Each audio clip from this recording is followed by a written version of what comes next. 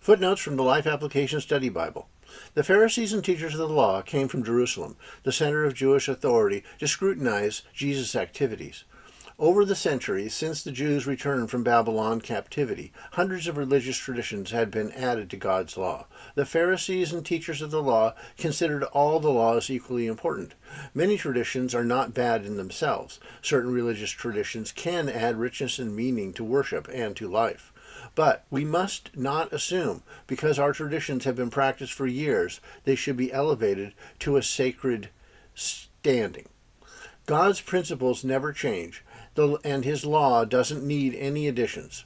It needs to be rightly applied to our lives. Traditions should help us understand God's Word better, not have equal status with it.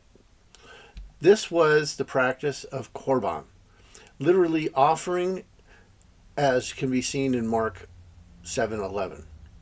Anyone who made a Korban vow was required to dedicate money to God's temple, and for some that was money that otherwise would have gone to support their parents. Korban had become a religiously acceptable and convenient way to neglect parents, circumventing the adult child's responsibility to them. Although the action giving money to God seemed worthy, and no doubt conferred prestige on the giver, many people who took the Korban vow were disregarding God's command to care for parents who were in need. These religious leaders were ignoring God's clear command to honor their fathers and mothers. The prophet Isaiah also criticized hypocrites, and Jesus applied Isaiah's words to these religious leaders. The Pharisees knew a lot about God, but they didn't know God.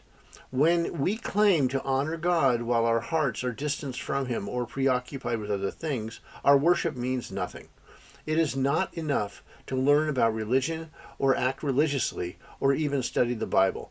Our actions and attitudes must be sincere. If they are not, Isaiah's words also describe us.